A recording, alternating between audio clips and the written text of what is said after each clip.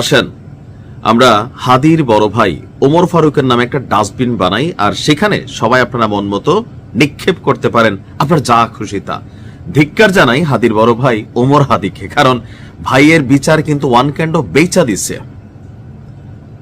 জুলাই গণঅভ্যুত্থানে হাজার হাজার মানুষ মারা গেছে, হাজার হাজার মানুষ আহত হয়েছে।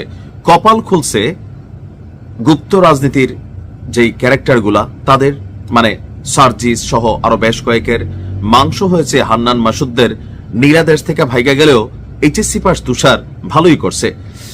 নির্বাচন 5 আগস্টের পরবর্তী সময়ে সার্জিসদের একটা বক্তব্য, হান্নান মাসুদদের বক্তব্য যে পকেটে নাকি লাড়া দিলে 200-500 পাওয়া যাবে না।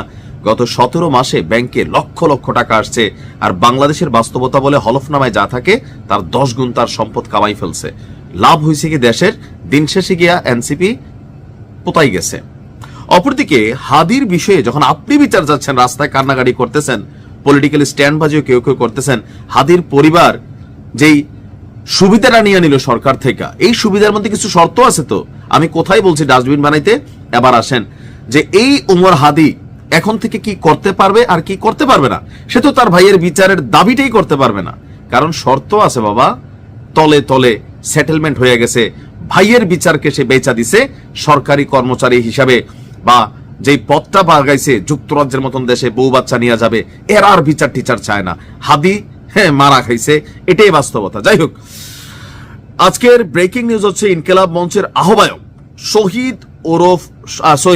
শহীদ হাদির ভাই ওমর বিন হাদিকে যুক্তরাজ্যের বার্মিংহামে অবস্থিত বাংলাদেশ সহকারী হাই কমিশনে 2য় সচিব পদে চুক্তিভিত্তিক নিয়োগ দিয়েছে অন্তর্বর্তী সরকার 3 বছরের জন্য।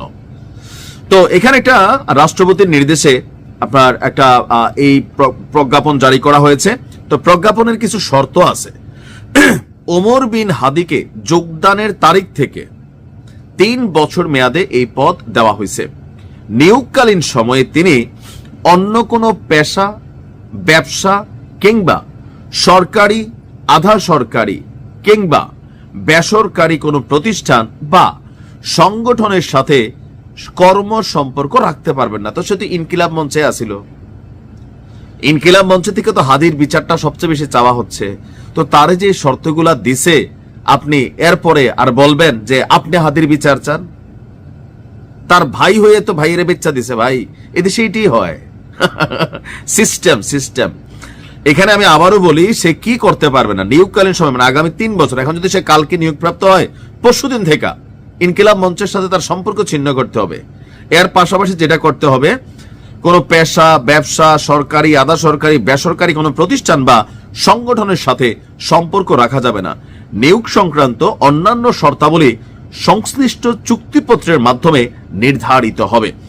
বর্তমানে এই মিশনে 2য় সচিব পদ নাই, তবে পররাষ্ট্র মন্ত্রণালয়ের একজন কূটনীতিকের ভাষ্য, পদ না থাকলেও জনপ্রশাসন মন্ত্রণালয় যখন নিয়োগ দেয় তখন অটোমেটিক সেখানে পদ সৃষ্টি হয়ে যায়। অর্থাৎ অন্তর্বর্তী সরকার একটা পদ তৈরি করেছে, আর এই পদে হাদির ভাইকে নিয়ে বসানো হচ্ছে। ফুল ফ্যামিলি ইউকে চলে যাবে, পরবর্তীতে সেখানে গ্রিন কার্ড পাবে, আর বিদেশ বৈশা পাকনা কথা মারাবে যে ভাইয়ের বিচার চাই, ভাইয়ের। ডাস্টবিনের ভিতরে আমরা এগুলাই মারতে হবে এদের। সব জোচ্চুর সবগুলো। আপনি একটার দেখছেন কিসের জুলাই, কিসের এদের ফিলিংস, সবগুলা টাকা টোকা মাইরা খাইয়া যারা অরিজিনালি আহত হয়েছে। দেখেন এক একজন এমপি টিকিট লইয়া দৌড়াদৌড়ি, এদের পরিবারে কেউ আহত হয়েছে, গুলি খাইছে একটা। ডিবি হারুন তো রিমান্ডে নেয়, এক একটার চান কপাল লাগাই দিছে, কোটি কোটি টাকার মালিক বানাই দিছে, সুপ্রিম পাওয়ারে বসাই দিছে। এরা চায় জুলাইয়ের বিচার রাজনৈতিক বক্তব্য গলাবাজি ছাড়া। হাদির ভাইয়ের এই সিদ্ধান্ত কি মনে হয়েছে আপনার কাছে?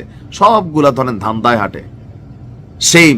তবে আমরা হাদি হত্যার বিচার চাই। যারাই করছে, যেই করছে, এটার বিচার হওয়া উচিত।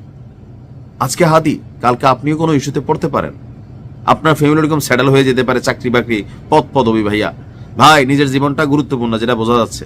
আপনি মইরা গেলে সব শেষ। ভালো থাকুন। যাওয়ার আগে একটা কথা বলে যে যদি এরকম একটা চাকরি দিত, এটা দেওয়া দরকার ছিল হাদির বউটারে, ছোট বাচ্চারা নিয়ে ভালো একটা চাকরি দিত।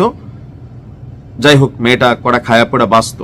হাদির ভাই থেকে হাদির বউয়ের চাকরিটা জরুরি ছিল। ভালো থাকুন।